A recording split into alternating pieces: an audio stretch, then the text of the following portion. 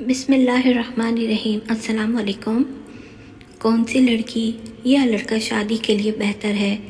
امام علی علیہ السلام کی خدمت میں ایک شخص آیا اور عرض کرنے لگا، یا علی ابن ابی طالب، میں نے اپنی بیٹی کی شادی کروائی لیکن چند ماہ ہی میں وہ شادی ٹوٹ گئی۔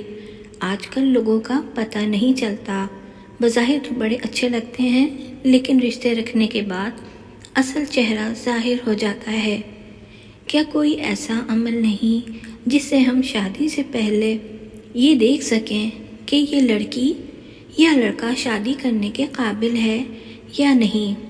اس پر حضرت امام علی علیہ السلام نے فرمایا، اگر تم اپنی بیٹی کے لیے رشتہ دیکھ رہے ہو تو تم لڑکے میں یہ دیکھو جو لوگ اس سے مرتبہ میں کم ہیں، حیثیت میں کم ہیں۔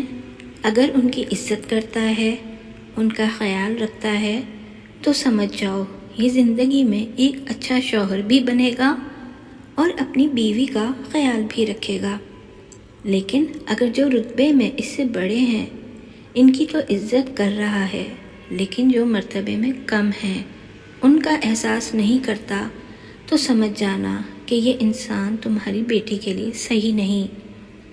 اتنی ہی دیر میں دوسرا شخص اٹھا اور پوچھنے لگا، یا علی، اگر ہم اپنے بیٹے کے لیے رشتہ دیکھیں تو کیسے پتہ چلے کہ کیا لڑکی ہمارے بیٹے کے لیے صحیح ہے یا نہیں؟ اس پر حضرت علی رضی اللہ تعالیٰ عنہ نے فرمایا، جب اپنے بیٹے کے لیے رشتہ دیکھنے جاؤ تو لڑکی سے چند سوال پوچھو اور تھوڑی دیر گفتگو کرو۔ اگر لڑکی صرف اپنی خوبیاں بتاتی رہے اور ہر بات پہ اپنی تعریف کرتی رہے تو سمجھ جانا یہ لڑکی خود پسندی کے دلدل میں گرفتار ہے۔ لیکن اگر لڑکی اپنے گھر والوں کی بات کرے، اپنے والدین کی بات کرے، تو وہ لڑکی آنے والے وقت میں کسی بھی انسان کے لیے ایک اچھی بیوی ثابت ہو سکتی ہے۔ اور اگر کوئی انسان ان دونوں اعمال کے بعد بھی گھبرانے لگے اور فیصلہ نہ کر سکے تو وہ گھر آ کے 27 مرتبہ سورہ کوثر پڑھے اور سو جائے۔ اگر خواب میں خوشحالی یا وہ لڑکا اچھے لباس میں نظر آئے یا وہ لڑکی اچھے لباس میں نظر آئے تو وہ انسان سمجھ جائے کہ یہ رشتہ مبارک ثابت ہوگا۔